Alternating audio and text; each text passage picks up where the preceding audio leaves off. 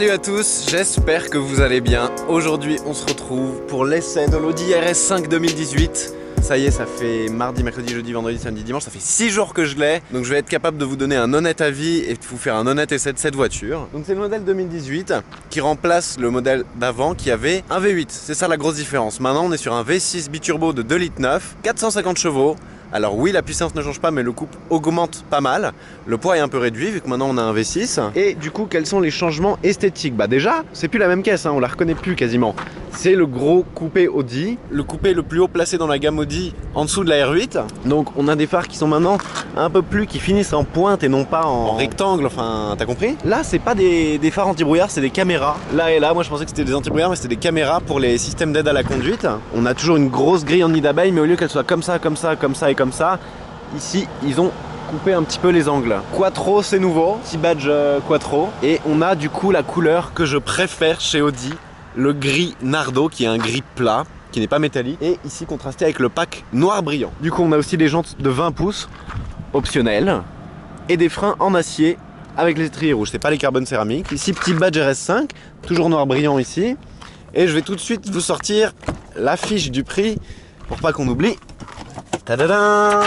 Alors, prix de base 95 520 €. Ici on a éclairage feu Matrix 855 €. Châssis sport RS 2400 €.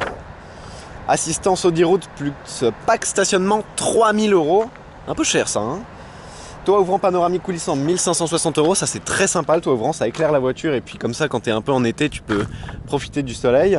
Direction dynamique, échappement sport 1500 €. On va y revenir à ça. Différentiel Quattro Sport 1630 €. Affichage tête haute 1190 € pour un affichage tête haute. Et Jean Talus 1650 €. Donc prix total 111 955 € pour 7 Audi RS5. Du coup quand on passe à l'arrière on a toujours la ligne caractéristique de l'Audi RS5 A5 qui est un coupé, mais quand il est sorti je trouvais tellement magnifique de chez Audi. Là on a des feux redessinés un peu en 3D. Alors si vous demandez pourquoi elle est sale à ce point là, c'est tout simplement parce que les stations de lavage autour de Monaco, Cap d'Aille et La Turbie sont toujours pleines, et en faisant toutes ces vidéos j'ai pas le temps de faire la queue tout simplement. Et pour moi une voiture propre c'est un petit peu un mensonge aussi, c'est joli mais en vrai ça tient pas 2 minutes. Moi je l'ai beaucoup conduite, je l'ai beaucoup appréciée et du coup elle est recouverte de poussière. Mais ça lui donne un petit style sur le gris Nardo, j'aime bien. Du coup on a toujours le pack noir brillant qui est plus très brillant à l'arrière et l'échappement noir qui veut dire échappement sport. Badge RS5, on va regarder une seconde le coffre qui est quand même assez profond, de quoi mettre 2, 3, 4 valises. Juste un petit détail que j'aime pas trop sur la RS5, c'est ces petites prises d'air là. Audi dit que ça rappelle l'Audi Quattro je crois, mais en vrai je trouve pas ça très joli. Je trouve que ça ressort un petit peu et que la caisse aurait été plus élégante sans les petites prises d'air qui je pense sont fausses. Donc ensuite on a la petite baguette en noir brillant ici sous les portes, et du coup maintenant on va regarder l'intérieur. Du coup on a des sièges tout en cuir avec le nid d'abeille caractéristique des surpiqûres chez Audi, cuir noir sur piqûre rouge, très joli. On a un volant tout en Alcantara, ça c'est hyper agréable, on va en reparler. Là sur la console on a du faux carbone en plastique et de l'Alcantara partout ici et sur le pommeau de levier de vitesse, ça c'est très sympa. Intérieur très classe comme d'habitude chez Audi, très élégant. Petit écran qui ne rentre pas et qui n'est pas tactile. Il y a de la place à l'arrière pour 2 personnes sans problème. Et maintenant que j'ai dit tout ça, on va écouter la sonorité du V6 2,9 litres qui remplace le V8 4,2 litres et on va y aller.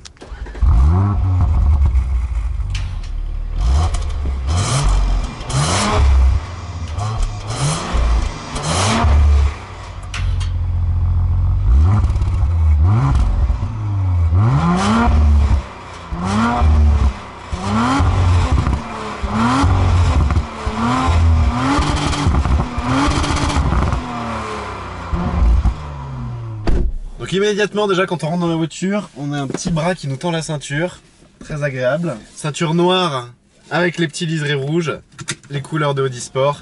Pied sur le frein, start stop. Et on y va.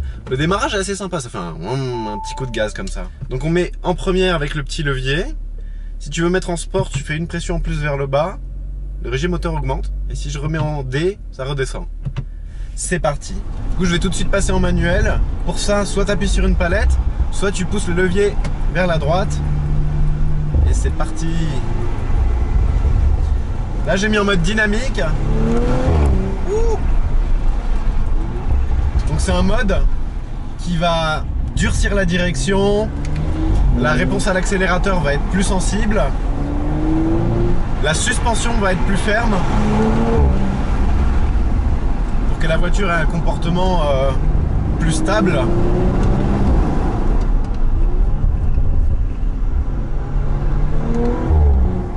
Et la première chose que vous notez, comme moi, c'est qu'on n'entend pas trop le moteur.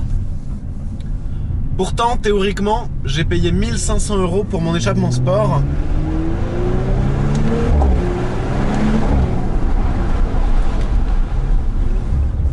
Sur des petites routes comme ça,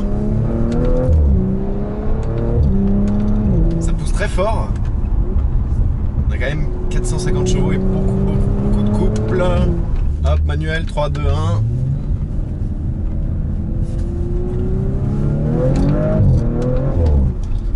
Tu t'extrais des virages avec une vitesse comme le turbo se met en route, c'est sidérant.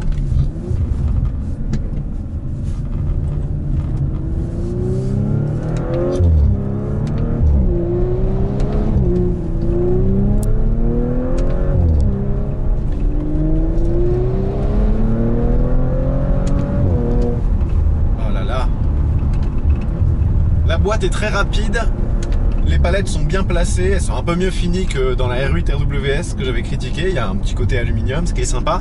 En revanche, le temps de passage, le délai plutôt qu'il y a entre le moment où tu presses la palette et le passage est un peu long, je trouve.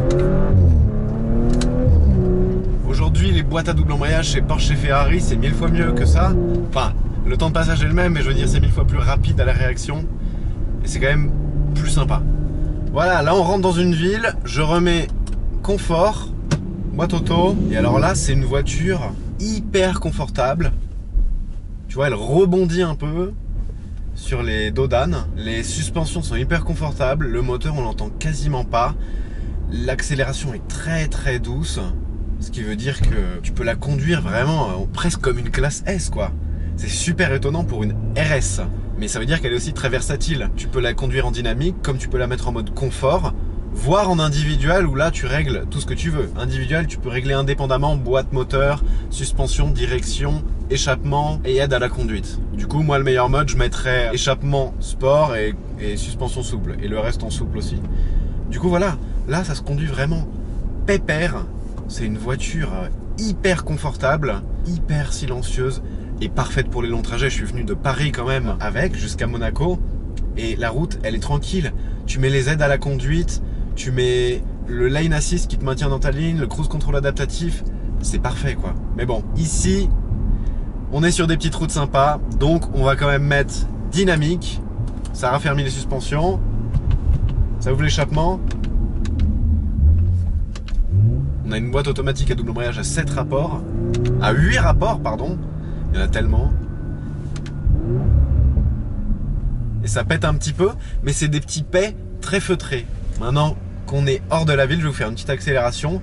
Et en fait, le moteur monte tellement vite en régime que les vitesses vont les passer très vite. Écoute.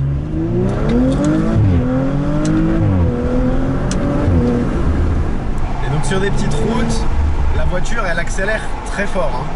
450 chevaux. Elle freine aussi très fort. Ça, c'est cool.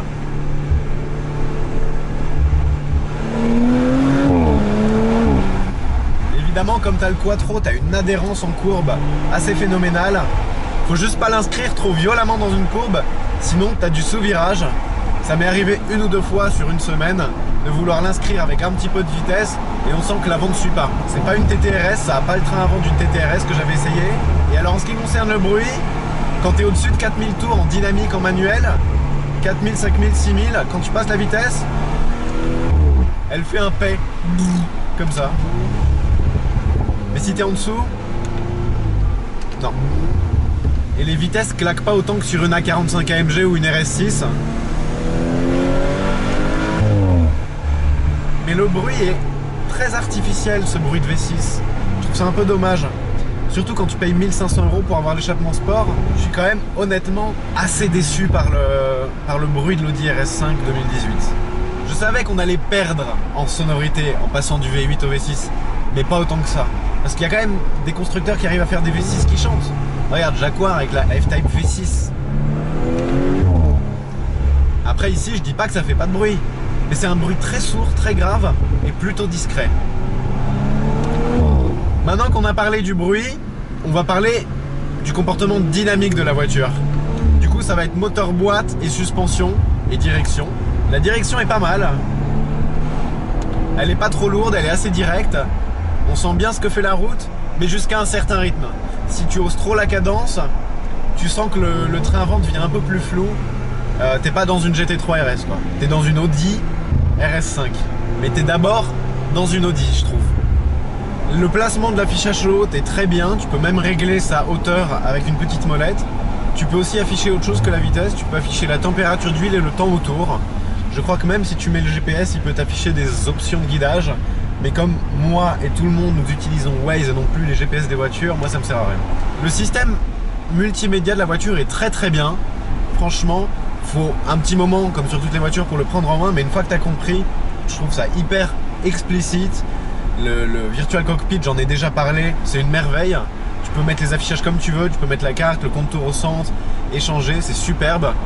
Et les fonctionnalités de clim et de contrôle multimédia sont vraiment top. Là, on a deux prises USB, deux allumes-cigares.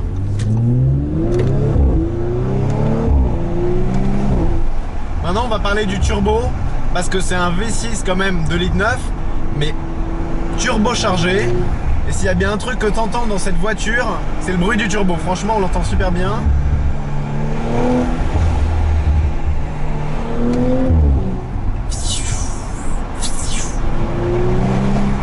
Alors quand tu relâches l'accélérateur, ça fait pas comme ça. Mais t'entends le souffle. Quand tu accélères fort, vraiment ça souffle. Et ça souffle fort à partir de 4000 tours minute. Et là, la poussée commence à devenir intéressante. T'entends le souffle. Ouh. De temps en temps, elle pétarade bien. C'est assez sympa.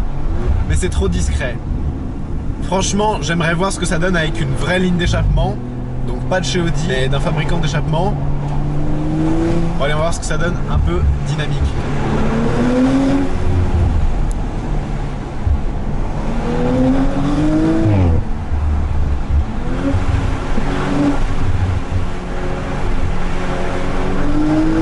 Oh, le moteur, quand tu es dans le haut du compte tour, il est super nerveux. Wow.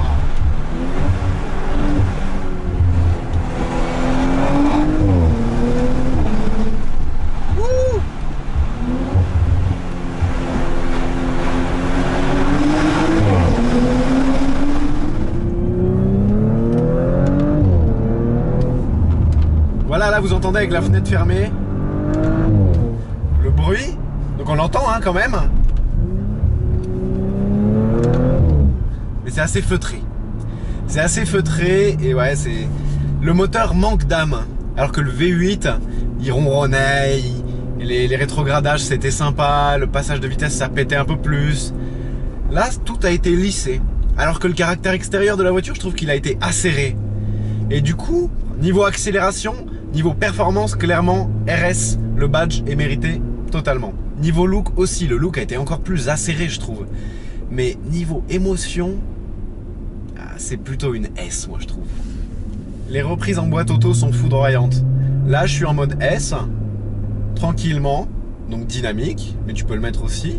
Si j'écrase le champignon, l'accélération te saute au visage. Et c'est assez sympa, franchement ça accélère très fort. Le souffle, le bruit du souffle j'aime bien. Mais j'aurais aimé que le moteur chante un peu plus aussi. Freinage, il n'y a rien à dire. Quand tu tapes dedans, ça freine très fort. L'attaque de la pédale est assez dure, du coup c'est assez sécurisant. Dès que tu poses le pied, tu sens que tu as une bonne décélération. Un reproche au mode dynamique, c'est que je trouve qu'il durcit pas assez les suspensions. Quand tu es sur la route, tu sens tout de suite, tu vois là que c'est plus dur. Tu sens toutes les petites aspérités de la route. La voiture n'est plus confortable en dynamique quand tu roules normalement.